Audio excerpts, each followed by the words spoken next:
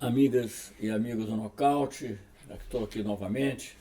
É um período muito rico em eventos, não todos alegres, mas, aliás, muito pouca coisa alegre, mas de qualquer forma, importantes de serem anotados.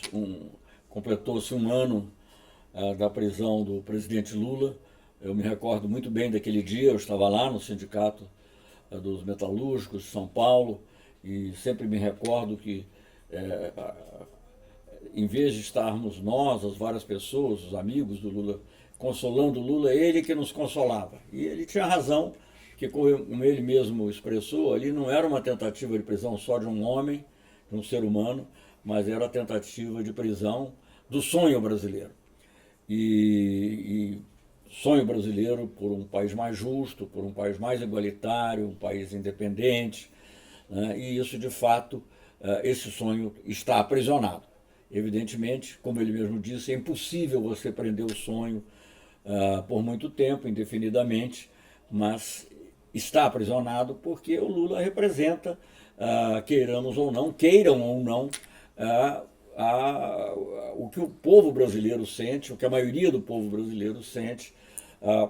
É o presidente considerado o melhor presidente do Brasil de todos os tempos e certamente seria presidente se o Estado brasileiro, obedecendo, aliás, a determinação, seria obedecendo a determinação do Comitê de Direitos Humanos da ONU, tivesse permitido que ele concorresse nas eleições. Mas, enfim, isso não ocorreu.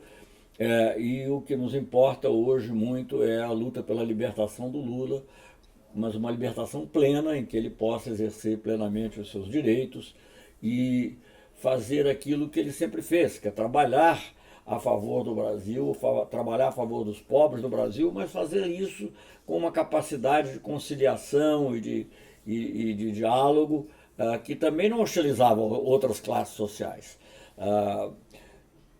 O Lula era um homem de paz, de diálogo. E é um homem de diálogo e de paz. E o Brasil precisa disso. Então, a libertação do Lula não é uma questão só de justiça com ele, porque, obviamente, o julgamento dele é um julgamento com muitos problemas que nós todos reconhecemos, não vou precisar repetir aqui todos, sem provas, etc. Mas, além disso, é porque o Brasil precisa do Lula nesse momento que ele está difícil, em que, digamos, em que se dissemina o ódio, as raivas, né? Acabamos de ver essa matança no Rio de Janeiro, totalmente descabida, e evidentemente que isso foi feito porque há uma visão de que é um pouco assim do faroeste americano: mata primeiro, depois pergunta quem é, né? E aí foi exatamente o que aconteceu. E nós precisamos restaurar no Brasil um clima de confiança. A própria discussão de reforma de previdência, tudo isso não vai, não pode existir sem alguém que seja capaz de defender o interesse dos mais pobres e capaz de dialogar ao mesmo tempo. Então o Lula é uma pessoa necessária à pacificação do Brasil, é necessária à defesa da soberania brasileira, e dentro da tristeza de não ter entre nós, nas ruas, há, digamos assim, o relativo consolo de ver que a mobilização continua importante no Brasil e no mundo. Foram muitas as manifestações, eu mesmo participei de uma no Rio de Janeiro, em Copacabana, e via-se, digamos assim, esse fervor muito grande em torno da pessoa do presidente Lula, a necessidade de fazer justiça ao presidente Lula, e a necessidade de ter o presidente Lula liberto para que ele participe da vida política brasileira. Isso é essencial, e eu acho que a própria elite brasileira vai compreender isso em algum momento. Aliás, já tem um reflexo do que a elite brasileira pensa na queda da popularidade do presidente Bolsonaro entre os agentes do mercado financeiro. A julgar pelas pesquisas que foram divulgadas, é uma queda imensa. Por quê? Porque estão vendo que, digamos, nesse clima de conflito, porque não é só o conflito contra a oposição, é o conflito dentro dos vários setores do governo, o não entendimento, isso não levará certamente a lugar nenhum. Claro que nós não desejamos a reforma da Previdência que está proposta aí, que penaliza os mais pobres, óbvio, mas o país precisa ser governado. E para isso é preciso que haja um entendimento sobre as bases da governança. Né? Quer dizer, é como existiu em outros momentos, como o presidente Lula era presidente, ou a presidenta Dilma, no primeiro mandato, sobretudo, e como existiu no governo Fernando Henrique Cardoso, que você não gostava, podia não gostar disso ou daquilo, mas havia um entendimento básico que permitia que o país fosse governado. Hoje em dia não há. E eu acho que a liberdade do presidente Lula é um elemento essencial para isso, para a democracia e para a estabilidade brasileira. E é muito importante que os setores interessados na estabilidade do país percebam isso. Ao contrário do que se pensa, a presença de Lula na política não é uma presença desestabilizadora. Ao contrário, ele é uma presença que vai trazer a estabilidade, que é a estabilidade pelo diálogo, porque a imposição não cria estabilidade. A imposição pode criar uma impressão de estabilidade, mas ela se rompe, certamente, e algumas vezes se rompe de maneira violenta, independentemente do desejo até das pessoas. Então esse é um aspecto. Eu quero também mencionar rapidamente, porque a gente tem falado menos hoje em dia, porque, digamos, o ápice da crise parece afastado, mas o problema continua a existir, que é a questão da Venezuela. Na questão da Venezuela tem hoje um personagem muito importante, um personagem central nisso, que é o representante americano, que é o Elliot Abrams.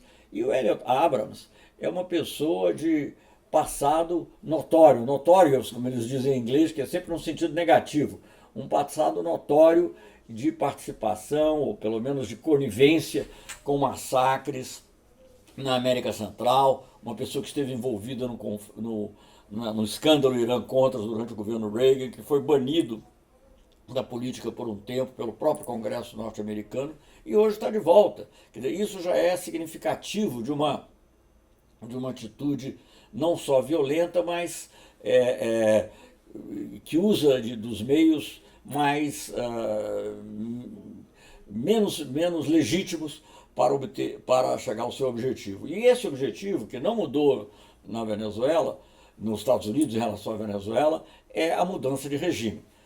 Eu há pouco, lendo um artigo no New York Times, vi uma descrição do efeito das sanções. Claro que o artigo do New York Times diz no começo que muito que tem de errado é culpa do governo Maduro, etc. e tal, mas depois o próprio artigo do New York Times menciona o efeito das sanções. E eu lendo aquele artigo, eu fiquei muito impressionado, porque eu trabalhei na ONU, fui embaixador do Brasil na ONU e no Conselho de Segurança na época das sanções contra o Iraque.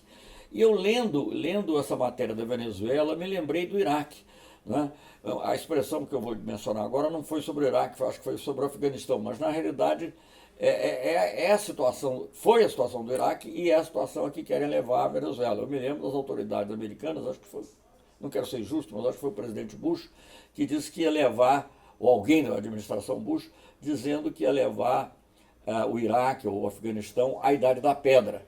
Né? E é o que se quer fazer com a Venezuela, através das sanções, através de, possivelmente, de guerra cibernética, de outras sabotagens.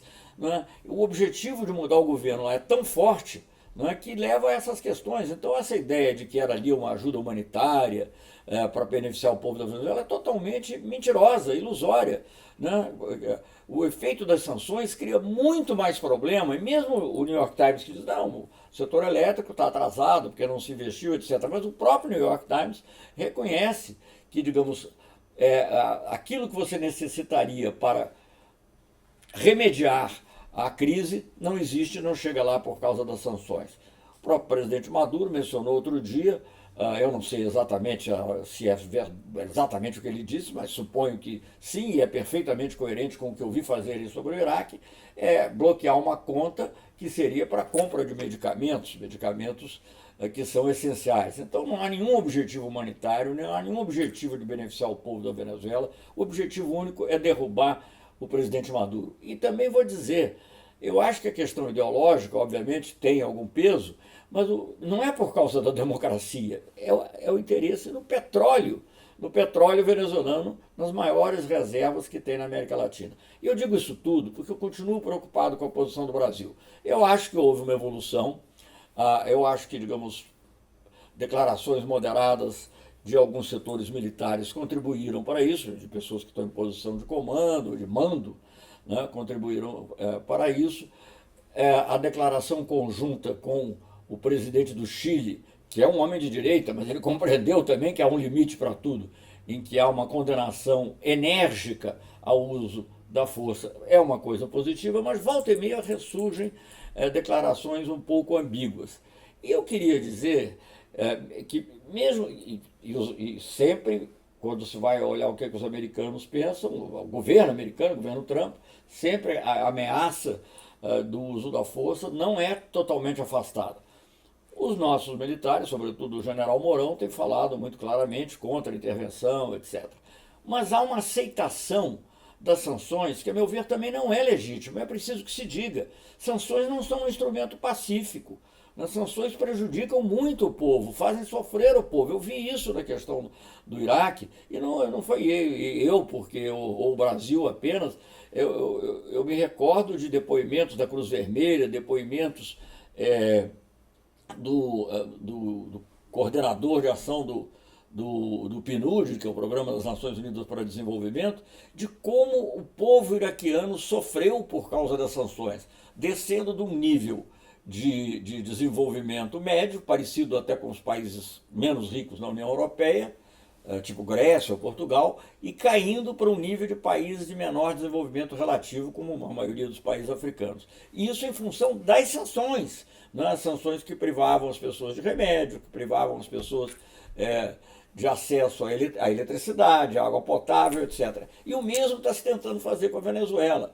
Então você procurar usar esse instrumento para mudar o regime não é uma coisa boa. Eu acho que sim, você deve procurar o diálogo, sim, você deve, e eu acho que o governo venezuelano deve ter obrigação também de aceitar um diálogo com interlocutores válidos. Não sei se esse Guaidó é a pessoa indicada, isso me parece uma pessoa fabricada, mas há outros líderes lá que poderiam participar dessa discussão, desde que haja, digamos assim, um mediador realmente interessado na paz e não na imposição das suas soluções. Isso é possível encontrar. Eu tenho conversado, eu vou à Europa, converso com ex-ministros, tive conversa em momentos variados na França, na Suíça, e vejo que haveria uma disposição até de personalidades de se colocarem à disposição de uma mediação dessa, que teria que ser dirigida provavelmente pelo secretário-geral da ONU, né, por um representante dele, e com o apoio de países como o México,